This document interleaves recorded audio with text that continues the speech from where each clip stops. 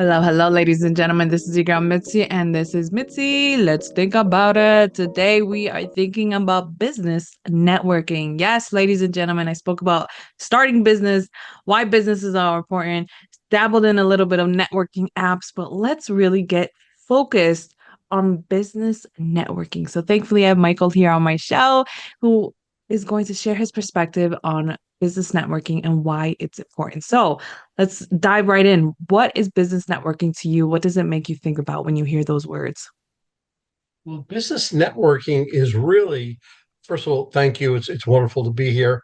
Um, Business networking is really synonymous with networking in life. Okay, so there's a few strategic steps you have to take when you network for business. And I'm talking about when you first meet up with somebody, or if you go to a networking event, you're giving eye contact, you're shaking their hand firmly, you're listening intently. Well, aren't you just doing that when you're meeting somebody? You really want to gain their attention, and you want them to think that they're the most important person in the world.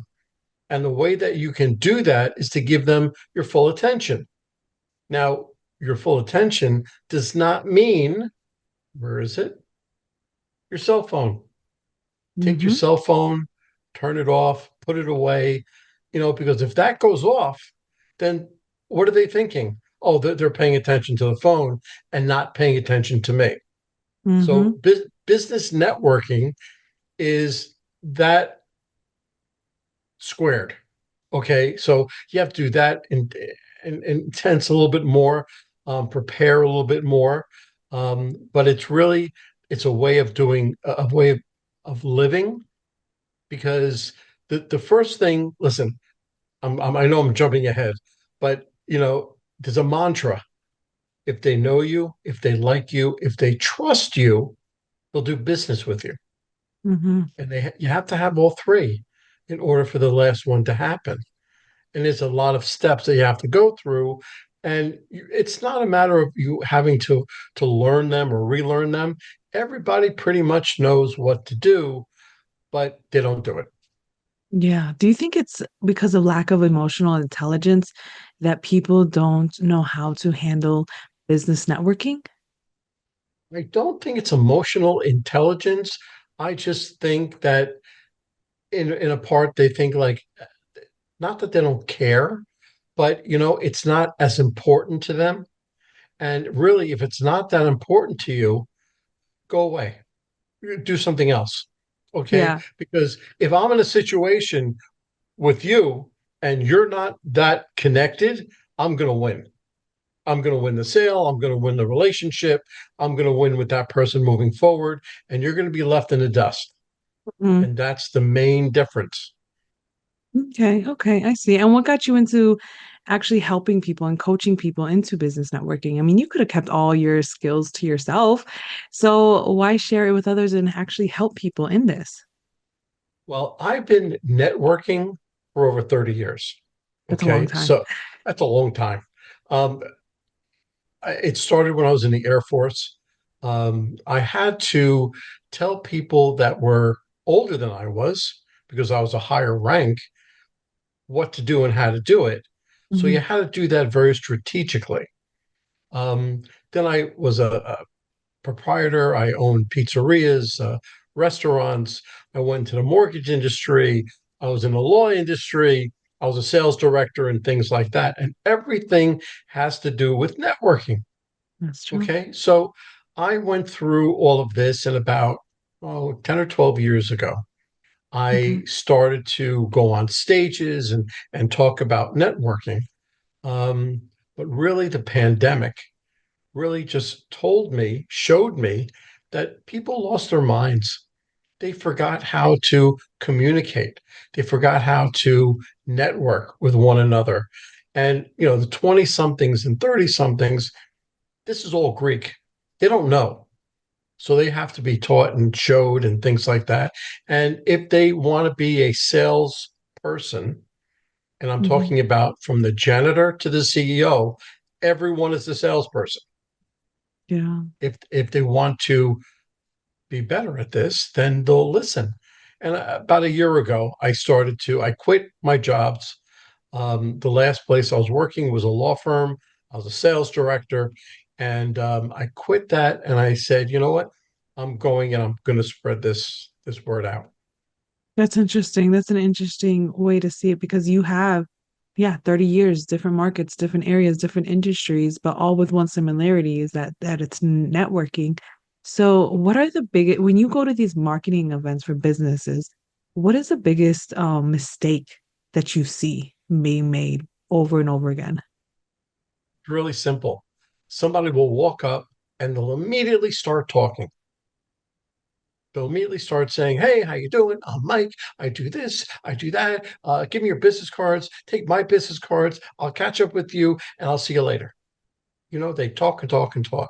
When there's a series of events, when you walk up to a table, Hmm. you don't say anything, not a word, but you listen. You listen for the conversation. And Okay. is this a conversation that you want to take part of, or is it not? Yeah. So if it's not, very politely bow out, go to the next table.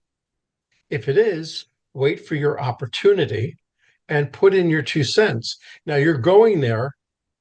I'm expecting you to be the expert in your field. So you're going to put that 2 cents in, and hopefully it'll be resonating enough within the certain amount of people that somebody's going to ask you a question. And that's all that you're trying to do. And you're going to answer that question. Now, I would say out of the 4 or 5 people, let's say two of them are really interested in what you have to say. So listen, you're going to have eye contact with them. You're going to shake their hand firmly. Right. You're going to ask them what they do. Oh, that's very interesting. Now you're going to go into this thinking of a word. Okay. Think of Mm. a word. Yep. Form. FORM. Right. Family, occupation, recreation, and a typical message that you can get on the same line as them. So Huh. any one of those four things you can relate to. So let's say, perchance, his son is in youth baseball. I was a youth baseball manager for 16 years. I was an ASA umpire. So I have that type of background. But let's say baseball came up, major leagues, youth, doesn't really make a difference. You're going to talk to them about that. Let them talk. I didn't talk yet. Okay. I'm letting them talk because people, love to talk. They love to talk about themselves. Okay. So as they're talking, that barrier is slowly but surely breaking down. And then Yes. you have that one on one conversation. And if you did your job correctly, well, let me just say, let me back up. Before you get into what you do, you turn around to them and say, you know something? I really like what you do. I like how you do it. How can I be the best referral source for you? Huh. That's a What can strong I statement. what can I do to help you? Because whenever you go to these network events, don't expect to get, only give. Mm. You're giving your knowledge, you're giving your referral base, you're giving everything. Okay. So he's going to say, he's very surprised, of course, Yeah. Yeah. and he will tell you how to become the best referral source. And if you did your job correctly, he's going to ask you for your business card. He's going to ask you what you do. And what you do, everybody heard of the 30-second elevator speech. Oh my God, Yeah. it's been played to death. Well, that 30 seconds is down to 5. Hmm. You have 5 seconds. So let me tell you, my 30-second/5 second elevator speech, Yeah. I help professionals network and communicate more effectively and efficiently. And say, network, communicate? How is that? And that's all I want them to do is ask me the question. Yeah. So let's say you Mm. worked. Okay. You're building relationships, not clients. Okay. Yes. Listen, clients come and go. You have something to sell, they bought it, and goodbye. And if Yeah. they want it again, they're gonna ask you again. But that's it. A Yeah. relationship is someone, I always say, let's say you're meeting them in the supermarket, a client, you're going to say, hey, Joe, hey, Mike, and keep on going. Hmm. But a relationship, hey, Joe, hey, how's your son? He's playing baseball, first base. You hurt his ankle. How's your son?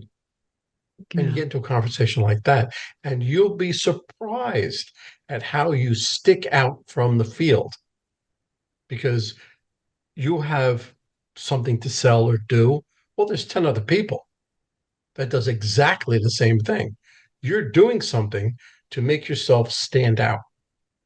Huh. That's interesting. But I like your concept. I like the way that you broke it down because I was going to ask, once you get the person, what are you supposed to say? You know what I mean? How do you stop yourself from rambling once you pass go? You know what I'm saying? Practice, practice, practice. Okay, you have to stop. You have to go there and you have to listen. Don't hear them because you don't because you're going to listen hear them and you're going to look at your cell phone. You're going to look around the room. Oh, I want to go over there. Oh, I want to see that person.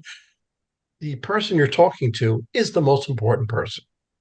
Okay, so now let's say that everything worked, and you built that relationship. Now you're going to get his business card. Well, Hmm. that's great. What do you do with that business card? Well, Yeah. on the back of the card, write down the date, the name of the function, and something you spoke about. Mm.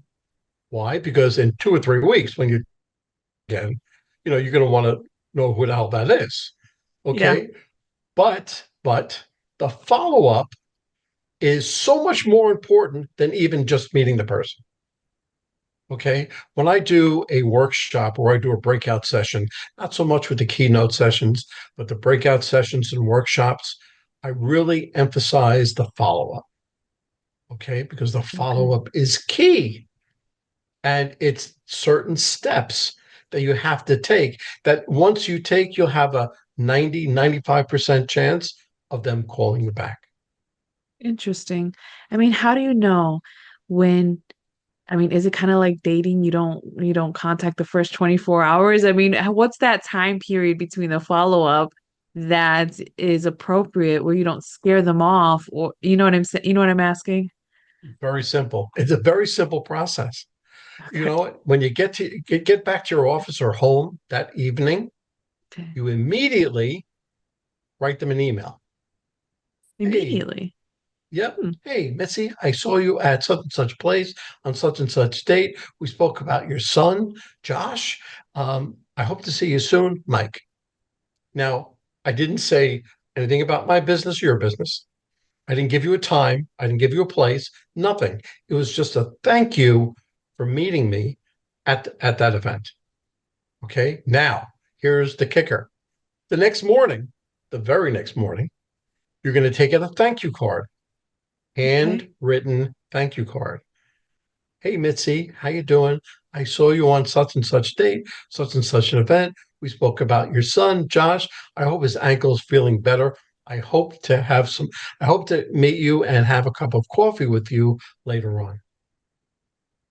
Sign it Okay. and send it. Now, between those two, I would say you're about a 60 or 70% chance of getting an email back or a call back. But That's let's say you interesting. don't. Let's Yeah. say you don't. Okay. So you're going to wait about 3 days. Wait about 3 days for them to get that thank you note. Okay. So three, maybe even 4 days. You're going to write them another email. Hey, Mitzi, how you doing? I just wanted to say thank you for meeting me. I looked at my schedule and I'd love to have a cup of coffee with you. I'm free next Tuesday or Wednesday. How's Tuesday? Mhm. So you're kind of forcing Like the hand, narrowing. Yeah. and you're narrowing it down. Okay. So now that will increase the response rate. Now, when I say response rate, positive or negative, doesn't make a difference as long as you're responding. Okay. So let's say they don't respond even after that. So you wait till after the weekend. So you're in your second week now. You send them another email. Hey, I'm just touching base with you. I wanted to grab a cup of coffee with you. My schedule was clear for Tuesday at 3 o'clock. How was that for you? Okay. Now, I would say you have about a 90% chance of getting a call back or an email back, something, anything.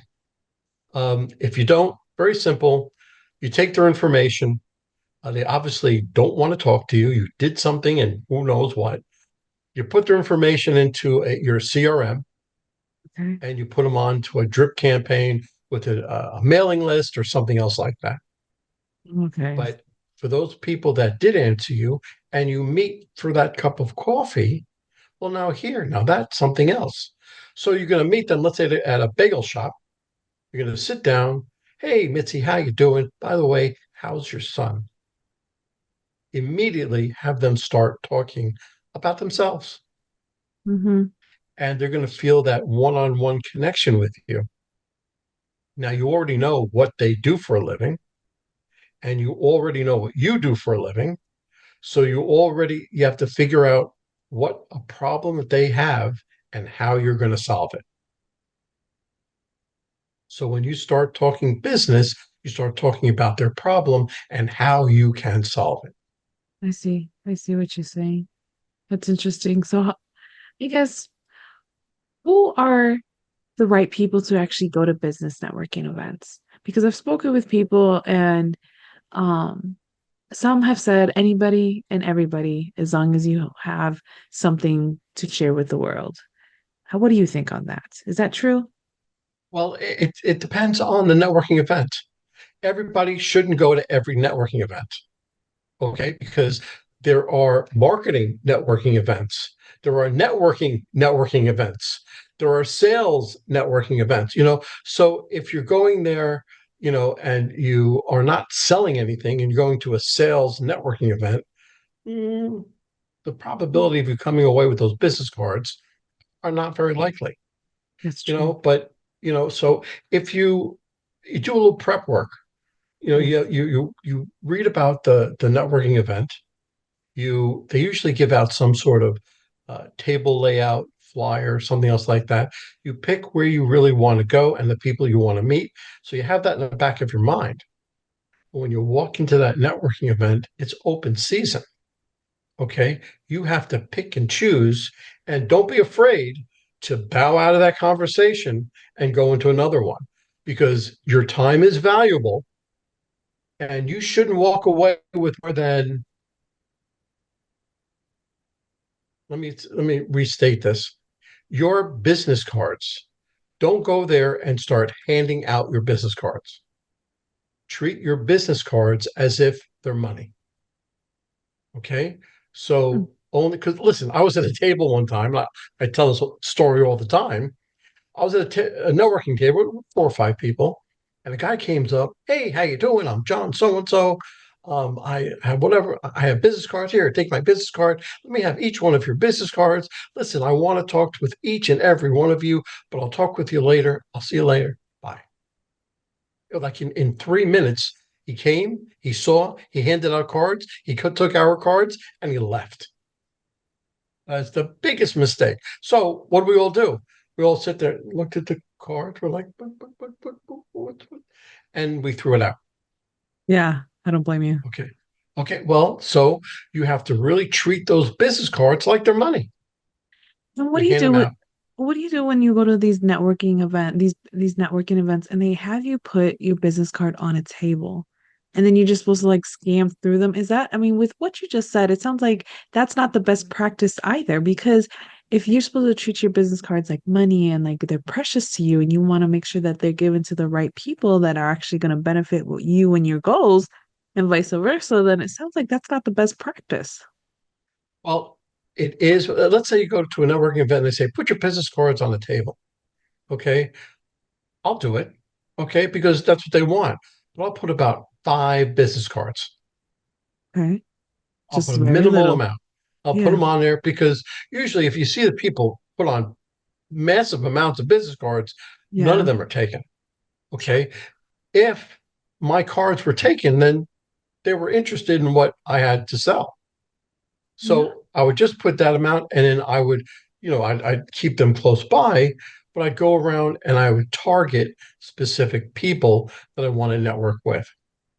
Hmm. I'd walk That's up and interesting. say, "Hey, how you doing? I'm Michael. You are? Great. Yeah. What do you do?" And you start that conversation like that. This Very is good. really, it's really for extroverts, not Yeah. introverts. Okay. Yeah. Now, I've been asked, I'm an introvert, but I want to go to a networking event because I want to Mm-hmm. increase my sales. How do Mm-hmm. I do that? I'm an inside salesperson. I deal with people on the phone, whatever, but I want to go to networking events. I told you I was in the Air Force. Yeah. So I call this using a wingman. Okay. You bring Okay. somebody with you. I always say go to a networking event alone, by Okay. yourself. Okay. But in this case, you're going to go with somebody. You're going to go with somebody who knows your business, knows you. And when you walk up to that table, listen to that conversation, say, you know what, that's very interesting. Mitzi, you know all about that. You want to tell us a little bit about that? And you start to talk. Oh, tag teaming. I like that. That's it. That's it. And okay, so you go to the next table, they do this very same thing. Now, the first night, you're not going to break out of the shell. Yeah. Okay. But by the second networking event, third networking event, by the fourth networking event, you can really fly on your own. Mm, Okay. Because if you're not used to networking, that first event, you're going to screw up. Okay. You can do everything wrong. Okay. yeah. Don't worry about it. Don't worry about it. Go to the next one. And I always say, put the networking event on your calendar, like you're going to go. Yeah. Start out small. Okay. Go to a Chamber of Commerce networking event, an after hours networking event. Okay. And start that way. Yeah. Just walk in. You know what I mean? Put your Yeah. presence out there. You never know who somebody would just try to grab your attention just because you're new and they don't see you before. You never know. I like that. You never know. Now, if it's a chamber event and you go fairly frequently and you see somebody walk in and Yeah. they're like a wallflower, like Yeah. they're really not, this, I call this be the host, not the guest. Mm, You walk up to them, say, "Hey, how you doing? I'm Mike. What's your name? What do you do?" "Oh, you know what? Let me introduce you to these people because they are really much in line with what you do." So you'll walk them over, introduce them because you've been there before, and have them get into the conversation. And that's getting everybody into it. And you'll be surprised how that one person will remember you as being the host. there you go. I like that. And that makes us such a big difference when somebody just approaches you and you're scared and you're nervous and you're unsure and somebody welcomes you in and gives you this sense of peace and ease. It's a totally different feeling where it's like, you know what, this is not that bad. And it helps ignite something in you that it's like you want to do it for somebody else. And I love how you said you got to be the giver, you got to be the person that's on that mindset of what can I give? What can I give instead of what can I gain? Because the more you give, eventually you will gain something in return, you know? It So, all comes around. It will yeah, all come around. But if you give, you'll realize that more and more people will recognize you as giving, not as exactly. receiving. Exactly. And people like to be around other people who are givers just because it feels more comfortable than people who are takers because you always feel like, oh, what do I have to give them? Or you know what I mean? It's frustrating. But I'm to get back on the business networking. I want to know your opinions on marketing. You know what I mean? For a business to thrive, how important is marketing? And would you consider networking a form of marketing? Okay, marketing is very important. It is probably one of the most important aspects of business. Now, most people, most businesses think, well, I'm doing so well, I don't have to market. I'm not doing well this time, so let me market even more. Yeah. Both of those are mistakes. Okay. Okay. You have to say, okay, I have a marketing budget and I'm doing super well right now, but I'm going to stay with it because the peaks and valleys of your business will be less to look like a wave instead of a really big peak and valley. Okay. So to keep that more moderated, more of the same. You have to keep your marketing budget and marketing all within the same thing. So it's really one of the biggest mistakes that a business can make is to stop their marketing Mm, because they're doing well. Then all of a sudden, they're not going to do as well, and they realize that they have to make up for all the time that they lost. yeah, that's Okay, true. so that's how. And now networking is a part of marketing. I always say that marketing and sales work together with networking because when Mm, you network, yes, you're trying to sell a service or a product or something else. Okay, but what are you doing? You're marketing your brand. Okay, you're marketing your what you have to sell and do, and well, who are you? Who's your name? Okay, well, I'm Michael Forman. Okay, well, what company are you with? Are you with Procter and Gamble, or are you with the Forman Group? Let me know. mhm. So that's why Mm. it's so important. And marketing is a very important aspect of business. That's good. That's good to know. So it sounds like consistency is the key to this when it comes to marketing. It's the staying Absolutely. consistent despite what goes around. So how do you stay consistent while trying to evolve at the same time? Well, your marketing budget will change for the better. Okay. You're going to start out with a small marketing budget. If you're by yourself and you Hmm. really don't have a whole lot of money, then you really have to be very specific and you don't have a true marketing budget. Okay. But you know that you have to put a certain dollars and cents to Hmm. that. Okay. Then you get a, and you say, okay, I can put $200 to a marketing budget. Okay. I'm going to earmark $200 just for marketing. It can be social media, it could be paper, whatever, but Hmm. $200. Then if you get a little bit bigger, then you may up your marketing budget to $300 or $400 a month. Okay. Really try not to go backwards because if you have a bad month, you don't say, well, I got to, stop my marketing. Okay. Hmm. You just have to wake it, just wear it through and just keep consistent with the money that you're spending and Yeah. the type of marketing that you're doing. Very good. I like that. I like that very much. I'm curious. If you could tell your younger self anything, what would you tell your younger self? Because you've learned so much, you've evolved so much, you've done so much. What would you tell your younger self? Well, if I can tell myself to, like I said, I've been through a lot. I've Mm-hmm. been through the Air Force, owning a pizzeria, a restaurant, mortgage, law. I've been through all these companies and everything else. I was even uh, the manager of Dick's Sporting Goods of the golf section. Okay, because I Oh, love golf. oh, Okay, so everything helped me negotiate my skills so that I could be where I am today. So if I can tell myself, I would say start to think about all of this sooner. Okay, because I mm, made a whole lot of mistakes leading up to this point. Listen, okay. I'm sitting down now, I'm giving you some really good advice, some really good advice. But 20 years ago, I didn't have all this. Yeah, Who knew? I didn't know. exactly. So I would tell myself to think about it a little bit more. I like that. Can't go wrong with just thinking about it sooner than later, right? See, nothing wrong with thinking about it. There you go, ladies and gentlemen. If you guys want to know more about Michael, I have access to his website and all of the goodness that he has to offer to you and to help you keep on thinking about business marketing and and just marketing yourself and your business and knowing what direction you need to go with.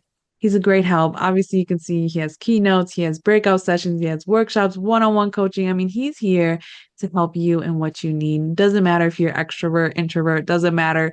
As long as you know you need help, he's here to help. So why not get it from him? So check him out. And as always keep thinking, y'all. Bye.